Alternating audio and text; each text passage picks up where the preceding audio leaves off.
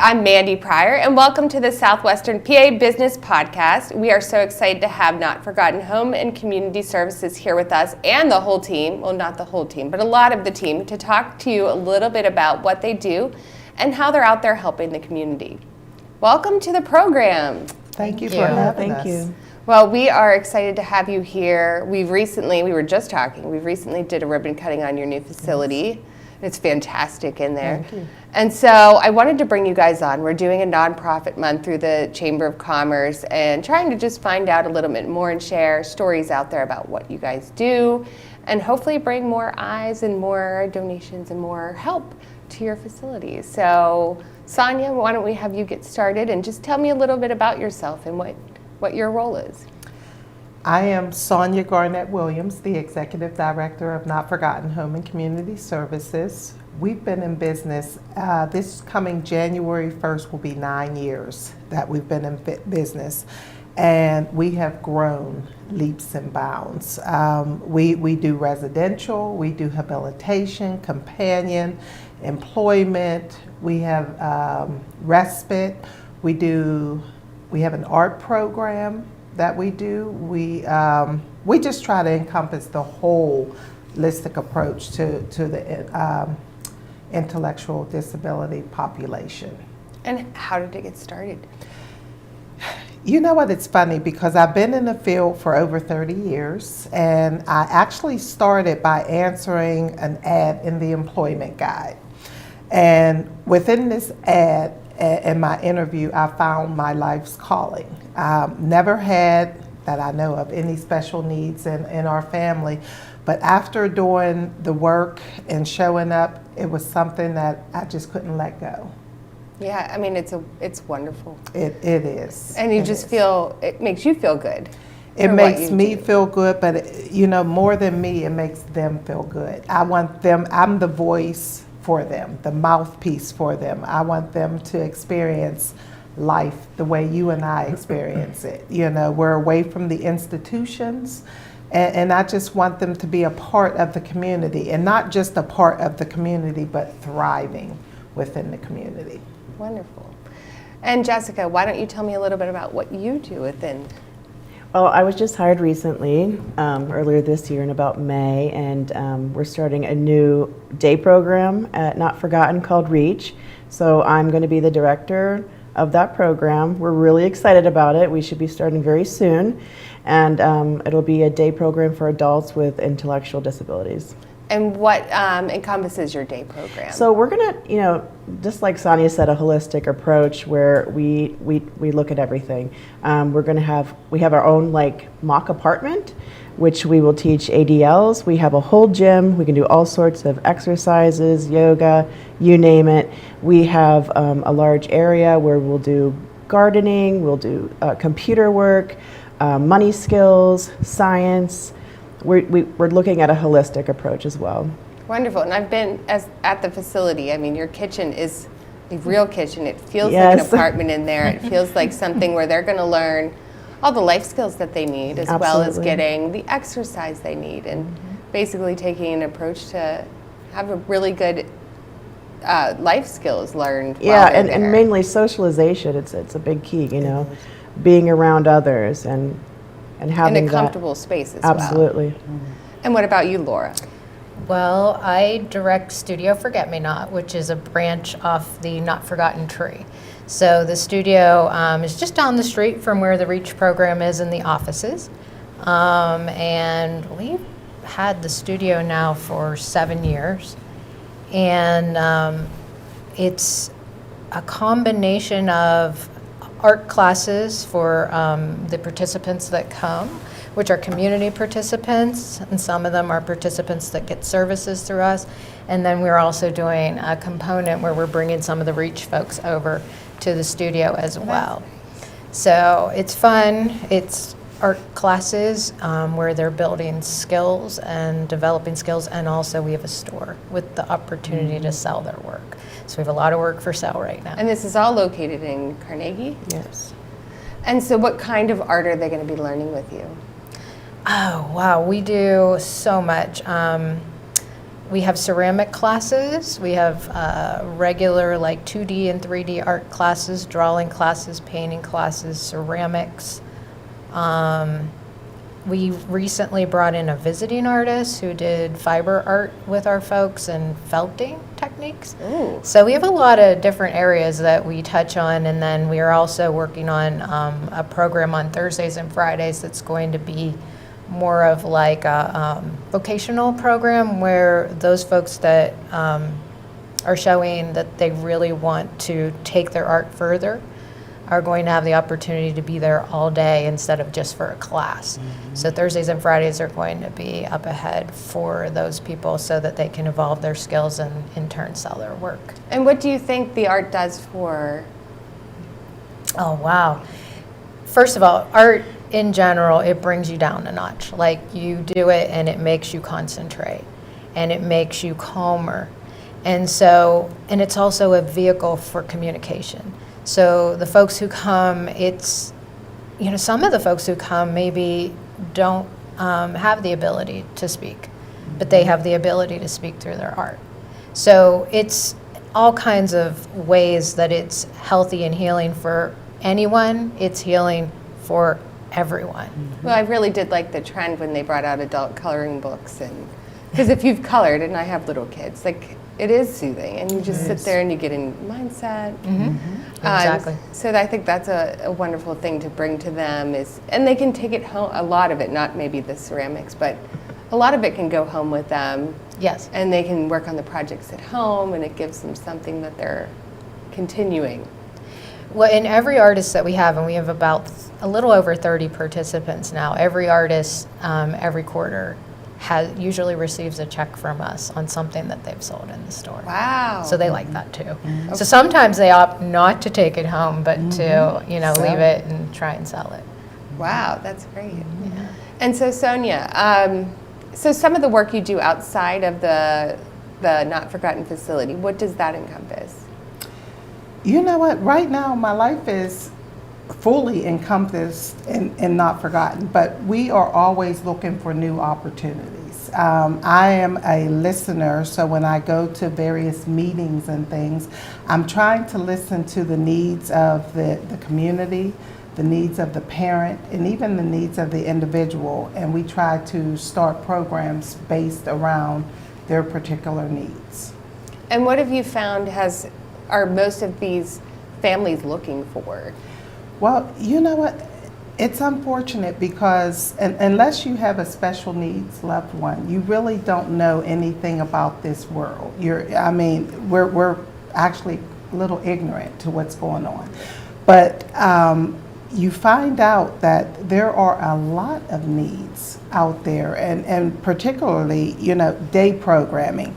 There's no, since the pandemic, there's not a lot of day programming that's out there, and there's not a lot of residential, and respite is definitely a need, just to give the caretakers a break. Yeah, because it can be overwhelming, I'm It sure. can definitely be overwhelming. My husband and I, we provide respite out of our house through the agency, and it's funny because I was doing respite. We have apartments right up at the Liberty Point Apartments, 10 apartments there, and other houses within the community. But I was doing so much respite, and to save the marriage, I had to bring the respite to the house because I was gone. So we do over Like I was never home, 150 days a year of respite that we do alone. That's not including us putting respite in all the, some of our residential houses. So it's definitely a need. Well, and the chamber last year, we volunteered with the Miracle League of Southwestern PA. I might have got that wrong. And we worked with little kids with disabilities, and they have this cute baseball game, and it was just a wonderful experience. I mean, I was matched up with a boy who was probably about 9 or 10, I would say, with autism. And I mean, I was like, I'm in love. I was like, I love They're adorable. this kid, and he was nonverbal, but he talked through his action. He could talk a little bit, but it was just, I mean, he ran up at the end of the day and gave me a big hug, and I was like, I'll come back a million times. Like, this was a great experience, and it was all different levels, which I don't know if that's what you guys do, is it's different levels of need and care, or if it's specific disabilities that you're working with? No, we work with various levels. The difference between us is they have to have a waiver, and that's unless you have a waiver, we typically work with those that are over the age of 21. 18, is it 18 or 21? 18, I think, 18. But those that are under, unless they have a waiver, we can't work with them. Normally the schools take them on, so I think it is 21 now that I'm saying that. They can go to school until they're 21. But we work with adults. So. Well, and I think that's especially what you were talking about with respite.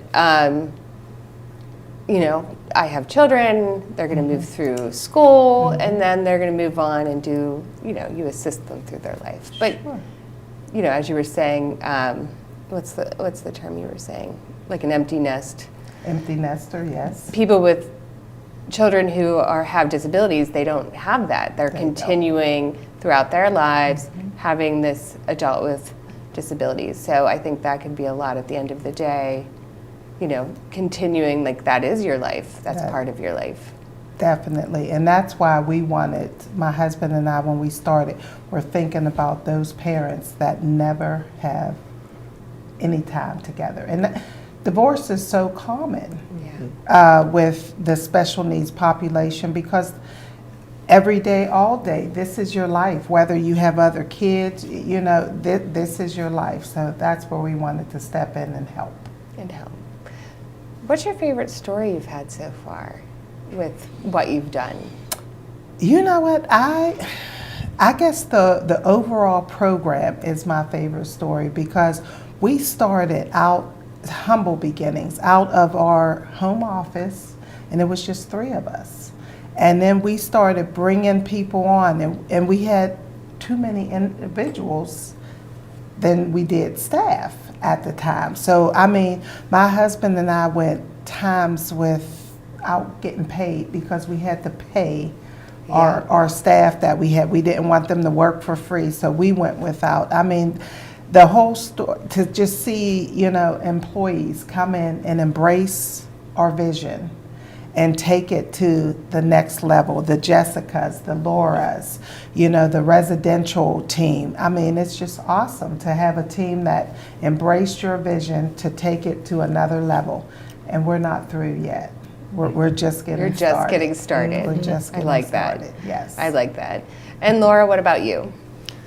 Well, one of my favorite stories with the studio is we initially had a participant come who was very reluctant, like didn't think, didn't want. He said over and over again, I don't do art, I don't make art, I don't.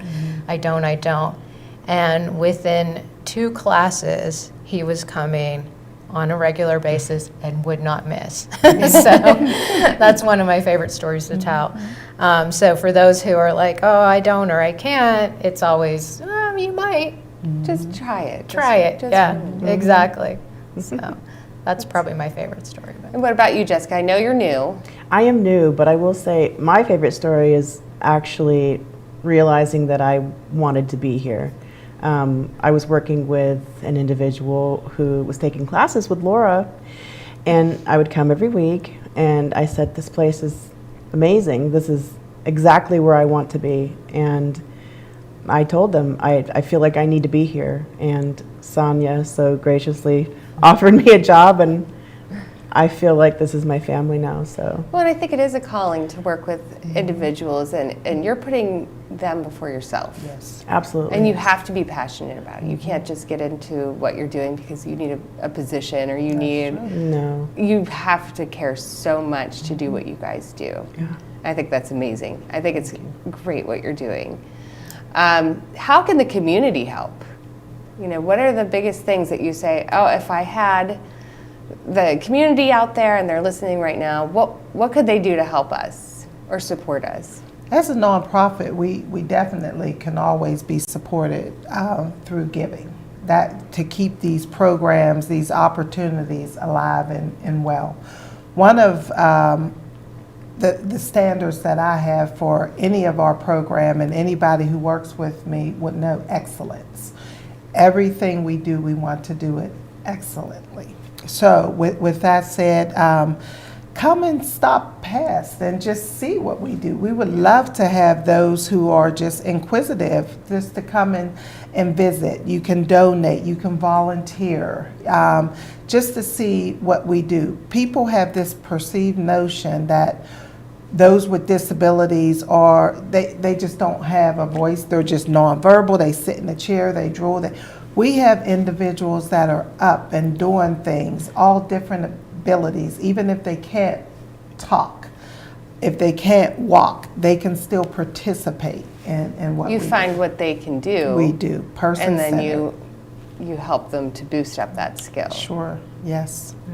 Yeah, this was a long time ago, but I had an intern with Down syndrome, Katie, and she wanted to be a photographer. And so I kind of led her through and helped her to photograph. It was at a museum. And we had an art gallery, so she was like always like taping stuff, and I'd take her, I'd be like, why don't you do this? And try, and she was just the sweetest person. She was in college. And it was great having her around and helping her to learn her skill and kind of showing her some different things. So I think she made everybody at the museum they were a lot of artists there, just really find something different to focus on. And I think Katie had a blast. From what I knew, she had a great time with us. So, And photography is going to be a part of our art studio because I found that a lot of them do like to take pictures. So they'll have the opportunity to take pictures. We'll, get them developed and perhaps work in collaboration with Laura to do something with those pictures. wonderful. And what about you, Laura? What do you need at the art studio? Well, it's a combination. So one is we could always use volunteers to come and help out in our retail store. Because as teachers, we're in the classroom a lot and we're helping and we're assisting that way. But sometimes we can't always have the store open at the same time as we're in the classroom because there's just a lot of needs going on at the same time. So anyone who has some extra time, or maybe somebody who's retired who just wants to do something deeply meaningful, could come and volunteer a couple hours a week at this store. The other thing that we have is on our website, which is nfhcs.org. We have the Give the Gift of Art. And it's all under the donation page. So it's Give the Gift of Art. We also have the Gift of Wellness because we have a wellness program. And then just general donations through the website. So that's another area. But in general, just come and visit, support the store. We have calendars right now for 2025 that are wonderful, that the whole town of Carnegie voted on. Oh my gosh, that's great. And then we also have a whole wall at the studio right now of drawings of different buildings in Carnegie that they drew. So they're up on the wall. Wonderful. Yeah. I might have a project for you. And what about you, Jessica, with the REACH program? I mean, we could always use volunteers. Also, we're looking for volunteer opportunities for individuals. And we would always welcome someone to come in and do a class or teach our individuals something new. So we're always open to new things. And what kind of skills are you looking for? Any kind of cooking skills, like she said, photography skills, exercise classes, anything that could be taught that's interesting, something new, something that would help them in their lives. Yeah. That'd be great. Hopefully we get some ideas out there. Yeah. Hopefully there's people out there watching. We welcome anything. And what haven't I asked? What else can you tell me that maybe I haven't touched on today that I'm missing? I can't think of anything off the.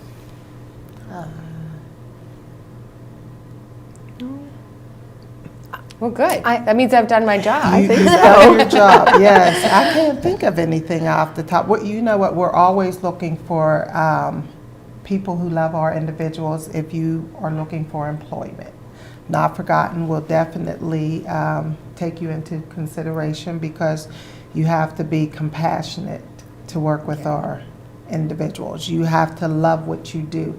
It's not a job where you just come to work. You have to love what you do. And if you don't love what you do, you're not a fit for Not Forgotten. But we're always looking for people that People are who love to give interested in employment.